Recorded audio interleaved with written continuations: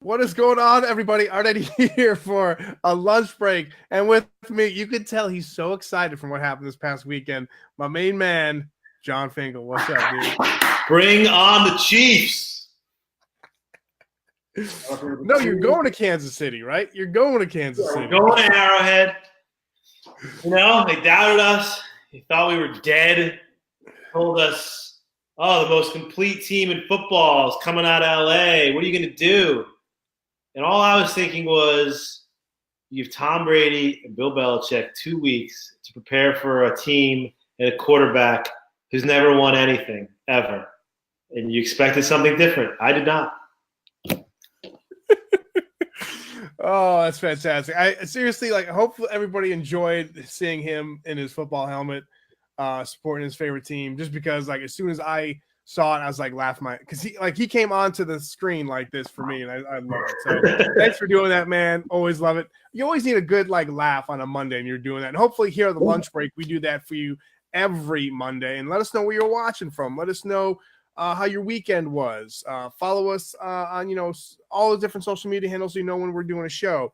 Also, too, we got a book out. John and I wrote a book. You should definitely check it out. Where is it? I have it somewhere. Right. Life of Dad. Boom. Yes. Hand it up, man. Go pre-order on Amazon, Barnes & Noble, Books A Million, wherever you can go get your books sold. But seriously, let us know where you're watching from, and we want you to weigh in on this topic. How is your parenting style similar and different from your dad? Especially with all the different podcasts I've edited, every dad that I've had on, you see this change in kind of fatherhood, how we're more hands-on, I guess, right? This is the year of the dad, as my boy John mentioned in 2019. We got the book out, and you're going to see all these dads talking about their perception of fatherhood, and from their dad, and now as their dad as well. So we want to know what your take on fatherhood is. We want you to share. We love this community, so we want to know what you guys are thinking about. How similar your parent style is to your dad's. Good, bad, whatever. We just love that. We got some people weighing in. Someone's from Ohio. We got Mike from Ohio. Julie's saying absolutely. Maybe she's saying absolutely that she's going to pre-order the book. And then we got, let's see. Do it today. We need it. Then we got Michael saying hi from Belfast. And one of the other co-founders from Life of Dad says, it's the Rams, not the Chargers. That's the most complete team coming out of LA. Well, at least they're still coming out of LA. I mean, that's a good thing. Yeah.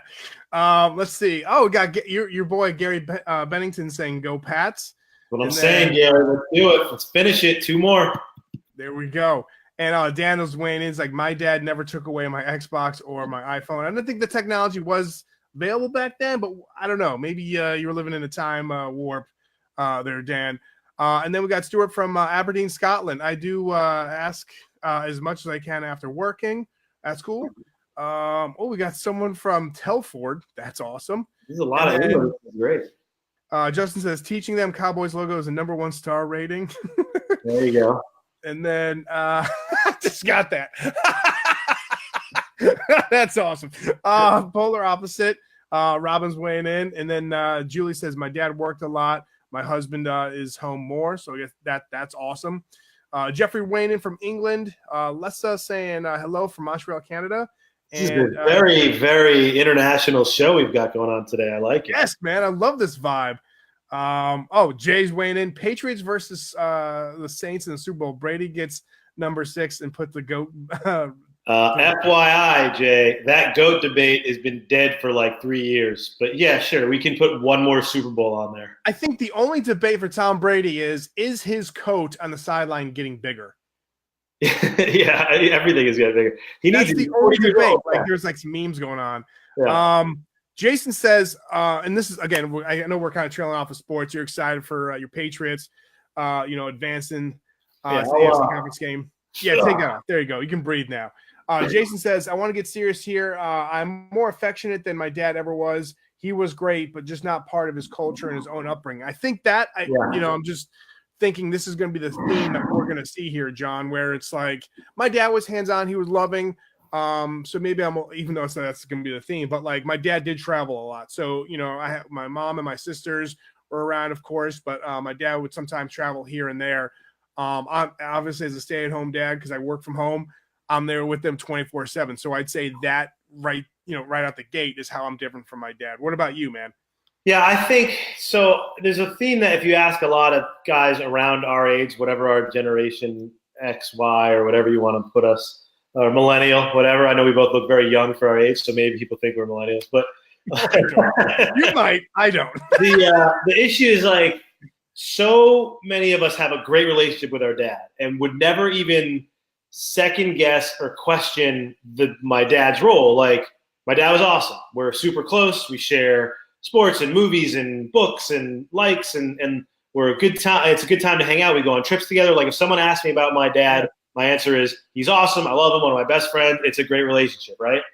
Yeah. But if you're asking about like all the stuff you and I do and dads now do versus what he did, you could easily be like, wow, those dads didn't do anything. But are we worse for the wear? Because, and I don't mean it in a negative way, they don't do anything, but like to you, like how many doctor's appointments did your dad take you to, or visits to school did he have to do anything, or not that you remember diapers changing, but how many times did he make you lunch, or like, yeah, right. You can go through it and be like, I think my dad came to school a time. You know what I mean? Like, there's a great line. I don't know anyone who else has seen the Adam Sandler stand-up on Netflix, but there's a great bit that he has where he talks about like, he's talking about him being a dad now. He's like, there's Terrific Tuesday where we're supposed to go in and tell your kids are terrific, and there's Thirsty Thursday where you have to go into school and help them get a drink and fill their water bottle and tell them. He goes, I went to school for 18 or 12 years. I saw my dad one time. One time my dad walked into my class, knocked on the door and said, "Where's the rake?" And he goes, "What? I don't know. I'll get it when he gets home." He's like, "You'll get it now. I need the rake." He goes, and that's it. And it's kind of like when you think about our dads, it's like they didn't do any of that stuff. There was no daddy donut day or mystery reader. Like there just wasn't a thing. So I'm not going to hold it against him, but it just wasn't something that you expected. I never expected once my father to show up at my school for anything ever. And I never once thought he should, if that makes sense too. Yeah, I think it makes perfect sense, especially for our generation. Like we had that sense of like, all right, if someone's coming, parents coming to school, it's your mom. And like I thought when you said like the Adam Sandler thing, or if a dad would come, it's like, did you get in trouble at school, or did like what happened where your dad had to come to school, right?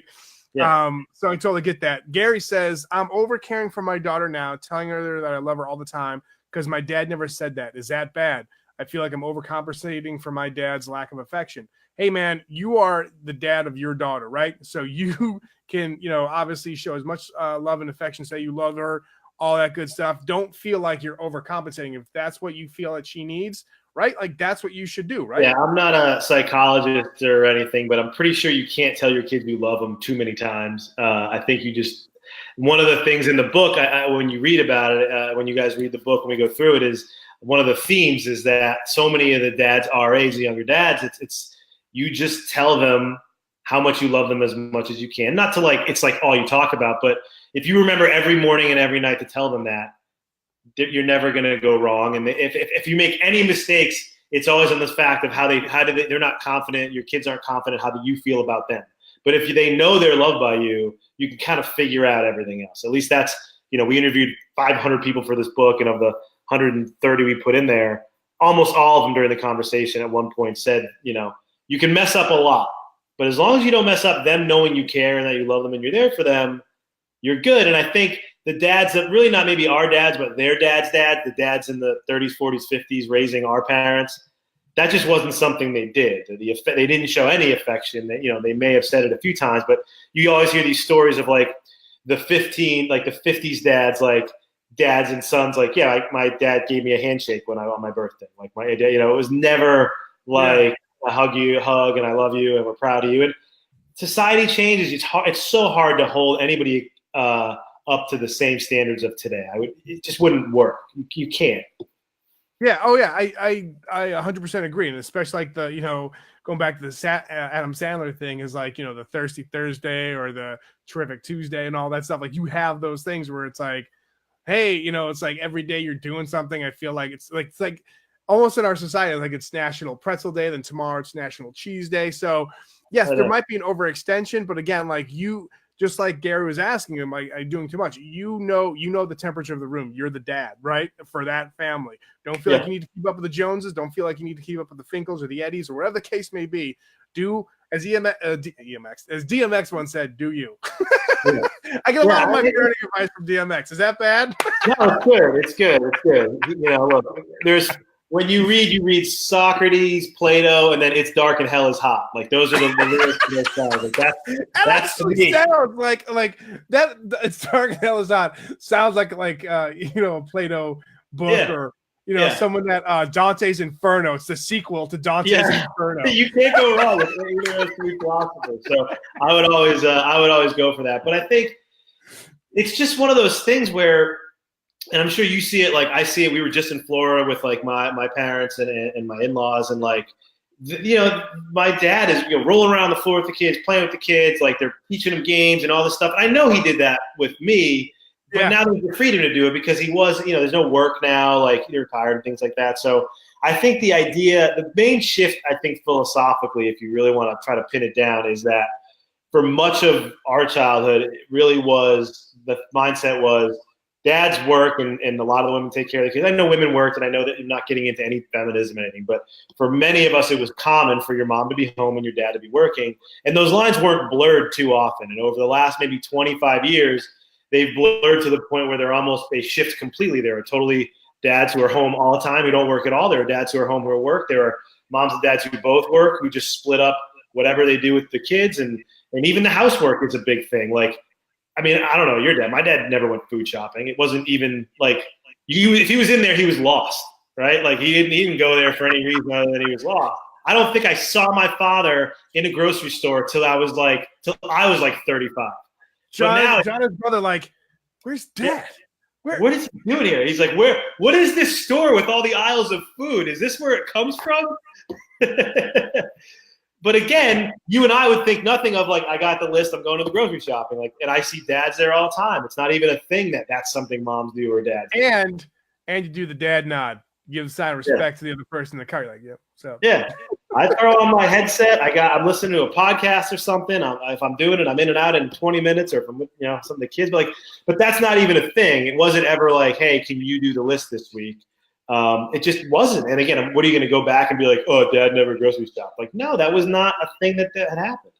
Yeah. Totally agree, man. Thanks for weighing in on that as well. Taylor sharing his thoughts. I feel like I'm harder on my children than my father was on me. I did stupid stuff as a child, but my kids compared to me is night and day. Okay. Yeah, my kids are old enough yet that, I think that happens mostly at the teenage years. Like, I mean, you can be hard on them now, but there's only so much trouble as for me, a 6 or 7 or 8-year-old can get into. I'm curious how, and I don't know the answer to this. I'm very curious how I will react when they're 13 or 15 and having been all those years more of a parent. Will I do the same exact thing as my parents? Will I take the opposite approach? I don't know. Every kid's different. I'm different than my kids are, and my parents are different. So how they handle me, knowing the whole history of me up to age 15, will obviously be super different than how I'd handle my daughter, knowing her whole history up to 15 and how I am. So, who knows? You say like the age of like 13. Like my daughter, my oldest is 10. She's gonna be turning 11 soon, and I'm like, all right, and it's funny too. It was yesterday. I was like, she goes, I forget something like, oh, come on. I was just joking, kid. And she's like, I'm not a kid. I'm a tween. I'm like, no, you're still a kid. She goes, no, I'm a tween. I'm like, oh, here we go. And like, it wasn't like we weren't like fighting about it, but just like, all right, here we go. Jeffrey representing the single dads. We appreciate that. Again, all the views of fatherhood. We love this. I'm a single father, and my father was not around, so I'm winging it. It's a lot of hard work, but I always worry if I'm doing good enough of a job. I think everybody has that idea right now these days, our generation, Jeffrey. Keep on doing the great work, man. I just, John and I appreciate you weighing in. But like, it's tough, like, especially being a single father. Who was, I'm blanking on his name. Maybe you know him. He's a guy sometimes like has Bacardi in the closet for his like his. Lewis. Yeah, Lewis. Yeah. Lewis has been on a Bacardi binge for 2 weeks. Every time I see a Bacardi ad now, I think of our boy Lewis. I'm like, man, that single dad's rocking it. So make sure you have some time for yourself, Jeffrey. But also, I feel like you especially being on the show and weighing in, man, you're doing a good job. Shen says, got a note. My husband and I are not millennials. LOL. I started late. This is my husband's second family. Julie says, dads are involved more with their family. My mom would do all of the things for the kids. My dad wasn't home that much. He traveled for work. So you're going to have that. And it's funny too. Like, all right, you got Alex Hamilton saying, dude, tell me your first name's like Alexander. Like that's pretty sick right there. My dad worked his ass off Christmas Day and everything. Personally, I'd rather spend time with my kids. Work isn't life for me. So thanks for sharing that, man. Yeah, that's hard. That even is a bit of a hard one because now with most parents, moms and dads working, there's the opportunity for dual incomes and all that kind of stuff. But for the way the other generation was raised, if the mom wasn't working or maybe only worked a little bit until you had kids, the pressure is on a dad to be able to always deliver. They may not have had that latitude of like, well, I'd rather be home, because if you lose that job, there was no LinkedIn. I mean, it was just a whole different world. I think everything is, in certain respects, it's harder, but in certain respects, things are a little bit easier. And I think, I don't know, I have, for some reason, I don't know if it's compassion, but I understand if your mindset was one thing, you can't hold it to like, hey, now it was this. I held work in a different regard. I think we can all work, how many dads can easily leave at 3:00 now to go to a game or practice because they can catch up on their phone or on their laptop or whatever? That was not a possibility for my dad. He traveled a lot for work, or your dad or whatever. Any dad who worked in some sort of executive function or even at a corporate office, they needed him there till that time was over. And I'm sure there were dads who figured out how to do it. But what was the opportunity? What was the option? Like, you get fired. Yep. It's very tough. And like, you mentioned some really good points, John, where it's like you have, again, it's comparing apples to oranges, especially for our parents' generation to us, where, man, like just certain things that people are saying here and just certain things that, like, I know my dad loved me, but again, like he was traveling. My mom worked too, especially when we're living in Illinois and I was in like 3rd grade, and like I had my older sister, so we would all like come home from school together, or I'd be in an after school program, and one of them would pick me up and we'd walk home. We'd like do our own thing, but like obviously we see our mom more than our dad just because of his travel schedule and all that. So like that, Chris is weighing in. I'm a single father and don't have a father figure in my life. I'm trying to be the father I wanted in my life. Fair but tough love. Awesome, man. Thanks. That's what's the boxing announcer? Fair but firm, right? It should be fair but firm. Yeah, fair but firm. No, Chris, that's awesome. Jason saying, Dad had his own business, and I learned the value of the dollar working for what you want. I teach those values to my kid. Awesome, Jason, or kids. Thanks for sharing that. Ty says, older generations seem to have trouble showing, I think, affection instead of defection towards their children. Telling your kids you love them is something that they need and they want. And I think you said it too, like we're talking about the book, and like you see this theme of like making sure that you're building confidence in your kids, not just saying like, hey, you can do it, but it's like, and like I believe in you, but like I love you. If your kids feel it, like that someone, especially in their family, loves them, and obviously I'm gonna say someone, but everybody, but if like it's coming from the mom and the dad, they will feel like someone cares about me, and they will kind of exude confidence because they know that they're cared about, and that's one less thing they have to worry about. So yeah, that's a big one. I think for the idea of that, where when you look at where kids can go astray, oftentimes it starts with they didn't want to talk to a parent about some issue, and they had to either rely on their friends or make poor decisions on their own. And I think if you're constantly hammering home how much you love your kids and that you are there for them, hopefully the lines of communication are open so that when that thing comes up, because we all know it will, and they can either go this way or this way, one of those ways will be how they don't talk to you and try to figure it out, which every kid does. And one of those will be they let you know what's happening and you can at least weigh in. You kind of hope they go the second way and that your relationship is strong enough to do it. And whether it's Chris or everybody who's chiming in, like if you have it set up where they know how you feel, you can kind of fall away on some of the other stuff as long as those lines of communication are open, I think. Anyway. Yeah, totally agree, man. George is actually, Matthew's weighing in, says, you're a brilliant dad, Gary Bennington, so keep up the great work. George, like, where can I buy the book? I just put a link in our in the comment section right here. Yeah. Juan says, my dad works as much as he does now, but he spends so much time with my kids compared to how much time he spent with my brothers and me.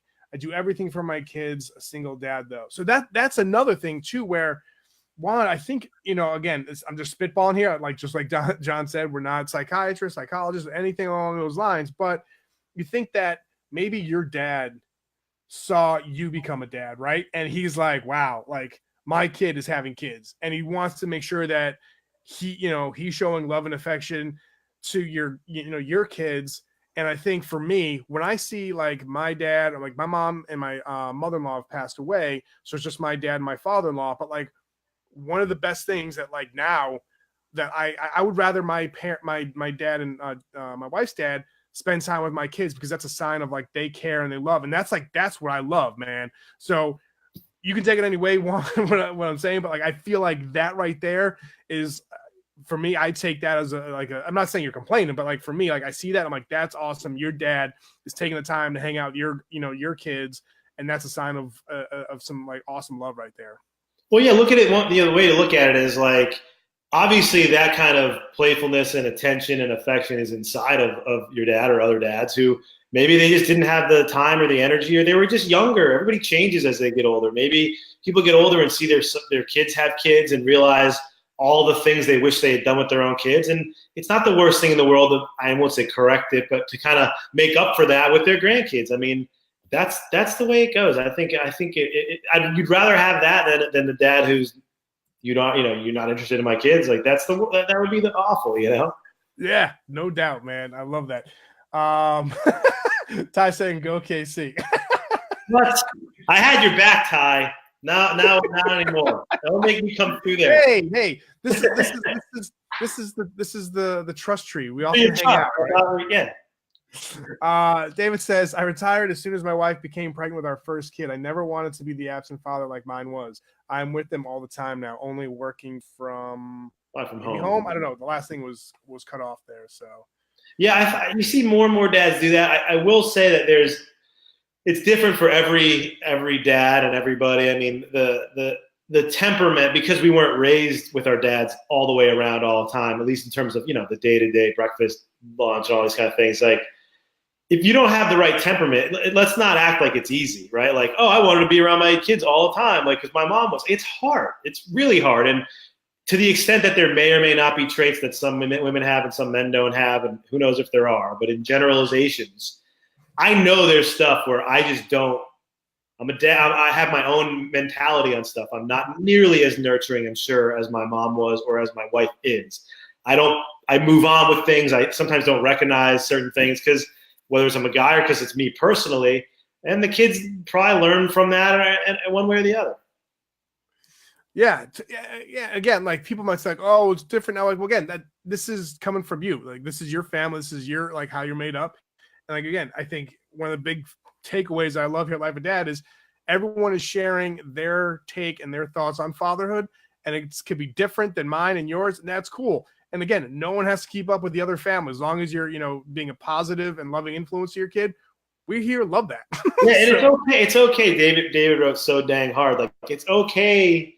It's totally cool to be like, some days it's a beating, man. And there are definitely days where you're like, you go to your wife, or if you're a single dad or whatever you end up doing, you go, I need to go out, and I just got to go out and have a couple of drinks and watch a game with my buddies and not be a dad. Not that you're not being a dad, but just have them off your mind for an hour. Get a babysitter, get a play care place, have a neighbor. Like, it's totally natural to be like, this afternoon I'm going to see a movie for me with a buddy of mine or by myself. I like solo time sometimes too, but like, I think that's one of the things that's moved. And again, I don't have any idea if it's a mom-dad stereotype. I tend to love things like my own time, my own stuff. And as much as I include my kids in it, and as most of my life as I can, I would be flat out lying if I didn't look forward to the occasional, night out with the boys, or even just a Sunday afternoon. So every now and then, if it's been one of those weeks, I'll just tell them I'm going to see a movie. I'm out.